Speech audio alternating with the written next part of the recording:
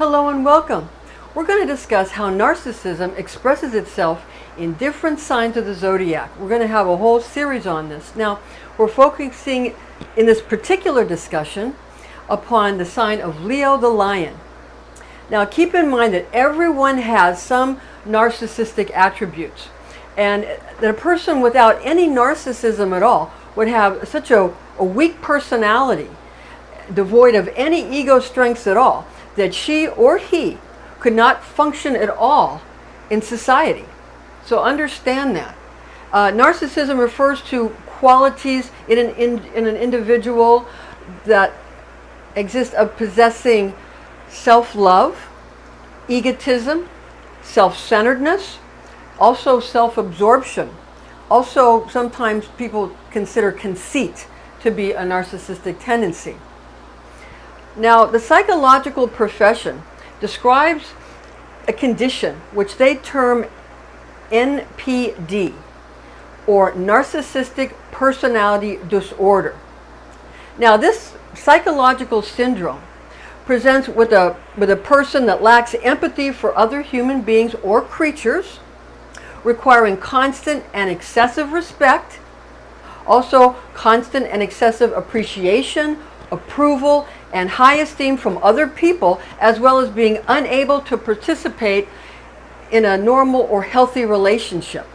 Nevertheless, this is not a discussion. It is not. This is not going to be a discussion about how narcissism expresses itself through the psychological disorders. We're not really going to pinpoint the psychological disorders. That's not going to be our function, okay? We're not going to be talking about the medical aspect. We're not going to be talking about NPD or narcissistic personality disorder. Rather, instead, we're going to take a look at normal individuals, normal people, and how narcissism expresses itself through each sign of the zodiac. And again, this particular one, we're going to focus on Leo, okay? Now, although I am a registered nurse, I'm a licensed registered nurse, I am not a psychologist, I'm not. And even though I have worked in psychiatric units as a charge nurse, and I have, when I floated there and I'd go to med surg and I'd work neonatal intensive care unit, and I also work in psych unit. I worked in telemetry. I'd go to different places wherever they sent me when I was a traveling nurse. And even though I did work in the psychiatric units and I was a charge nurse, I am approaching this subject from the point of view as an astrologist, as an astrologer. So that's going to be our focus, okay? I'm not going to talk about people who need to see a physician. Those people can go see their physicians if they get to where they're that dysfunctional that they need a doctor. So that's not what I'm focusing on. This is just the astrology of it, and how the normal traits of narcissism express themselves in each sign of the zodiac, and this one being the natural fifth house of Leo the Lion we're going to focus on. I'm Pastor Rosemary, the Astrology Angel. I'm a Rosicrucian seer, biblical astrologer, Christian psychic, and Gnostic mystic, and this is a Readings by Rosemary angelic transmission.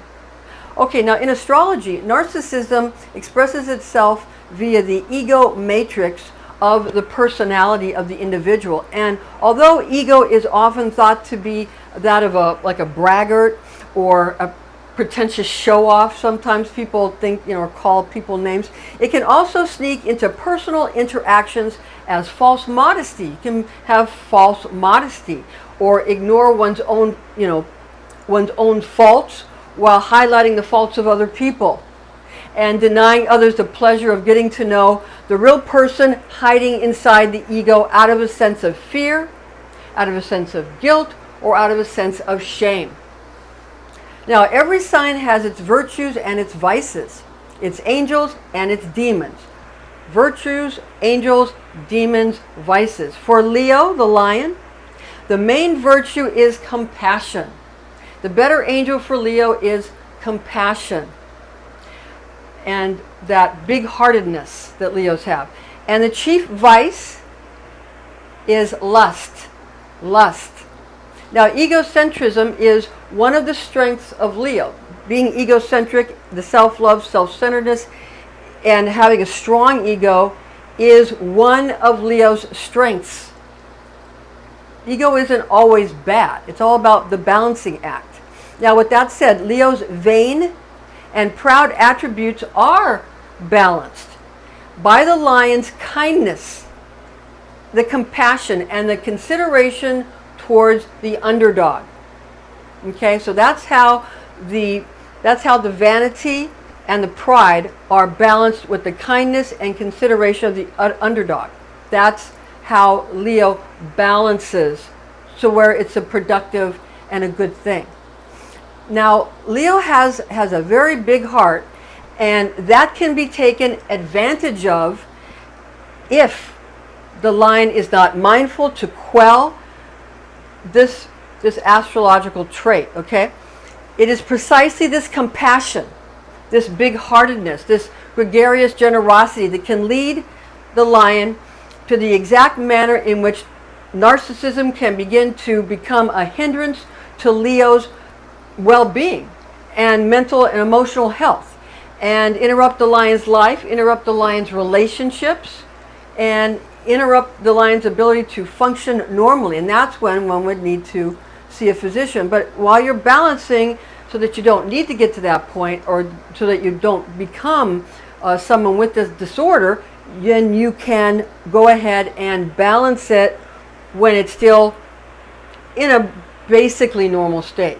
Because remember, if you don't have enough ego, then that you fall off the shelf because you don't have enough self-love, then you might harm yourself, you see? So you got to have a good, healthy ego matrix and a good ego personality matrix, okay? That's essential. So ego isn't always a bad thing. Now, the way that a Leo's healthy and entertaining ego personality trait of becoming a showboat can turn into a problem for the lion is when Leo gets caught up in excessive people-pleasing, trying to please everyone all the time. Everyone's got to like you, Leo. Everyone's got to be pleased with you. Everyone's got to love you. And if someone doesn't like you and doesn't approve, well, then the Leo starts to feel bad. And usually the Leo will take it out on the self, unfortunately. So Leo, we want Leo to understand that people-pleasing is the way narcissism expresses in a Leo. Now, a little bit of people-pleasing is great. At the right time, the right place, the right amount, but not just everywhere all the time, which is what Leo tends to do. At your job interview, that's great. Everywhere all the time, not so great. That's where the lion gets into trouble. When Leo needs to feel that she or he is not letting other people down, you don't want to disappoint other people, Leo. You don't want to let other people down. Then the lion can push herself or himself into the point where you're going to be pushing yourself so hard, Leo, that you're going to push yourself into the point of extreme mental, emotional, and physical exhaustion. And you're going to wipe yourself out. You're going to be too tired to be any good to yourself or anybody else. Leo wants to be the best at whatever the lion has in focus as being the most important thing in life. And you want to be the best too. So not only do you want everybody to love you, but you also want to be the best. All the time, in all things, to everyone. That will wear you out, and that's what will land you needing to go to the doctor or going nuts, because you'll just drive yourself crazy to exhaustion, and that's when you won't be able to function normally. So check that before it drives you to not be physically or emotionally or mentally or spiritually healthy. That's the key for Leo. People pleasing and not doing that too much, and also wanting to be the best too. And that's one way of pleasing people. And remember, when it says in the Bible, the good book, to love others as you love yourself, okay? Remember that you already do love others as you love yourself, because if you hate yourself, you hate other people. People who say they love themselves and they hate everybody else, they don't really love themselves. or they wouldn't hate everybody else. Self-hatred causes hatred of others. No matter how people try to hide it. If you love yourself, it's easy to love others. Because if you truly love yourself and you're comfortable with yourself and you're content, it's very easy to love other people.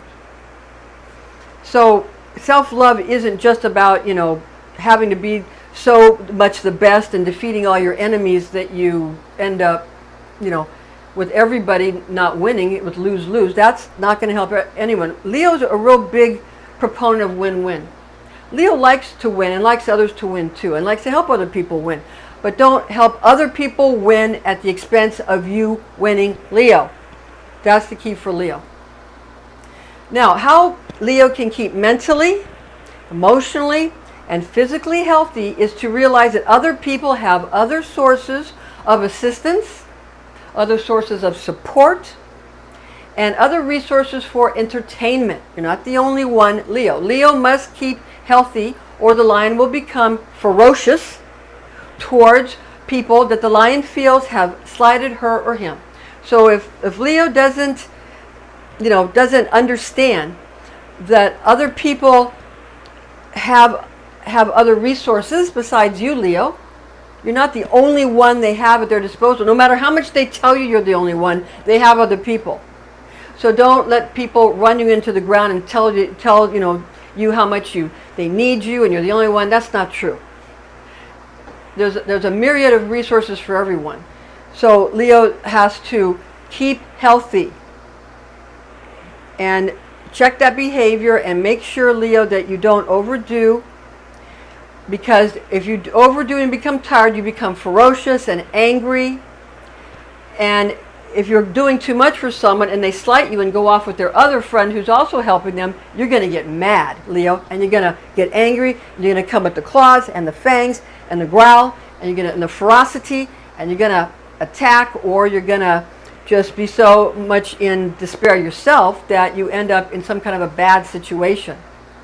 There's other people, and that's why Leo ends up feeling slighted, or that the tail's being stepped on or disrespected, because other people have other resources other than you, Leo. Other people have their lives that don't revolve around you, Leo. Leo is associated with the sun, ruled by the sun, so Leo's trying to give everybody that warmth and that brightness and that love. But Leo, there's the moon, and too much sun burns things, so you understand. Sometimes they need the moon, sometimes they need Saturn, sometimes they need Jupiter, sometimes they need Mars, sometimes they need Venus, sometimes they need Mercury. Okay? Sometimes they need Jupiter, they need the other planets and the moon and the starlight at night. So sometimes they need the clouds, sometimes they need a rainbow, sometimes they need a beautiful spring or a river or an ocean or a tree. They don't always need the sun. So understand that. Now, Leo must stay balanced between needing to be needed, being the best, and staying mentally, emotionally, and physically healthy so that the lion's relationships with other human beings and creatures can proceed in an enjoyable state and manner of well-being for everyone involved, so everyone's happy. And if you do that, Leo, you're going to do well. And remember, you are the sun in the sky, but sometimes it's time for you to go ahead and relax and to converse with the other planets and the darkness that surrounds and the other stars, because the sun is a star. All right, now the information that is in this presentation is based on the oral tradition known as Kabbalah, taught to me by Rosicrucian clergy when I was but a young girl, the facts of which I've committed to memory. Thank you for joining us. Join us again next time. We'll see you soon.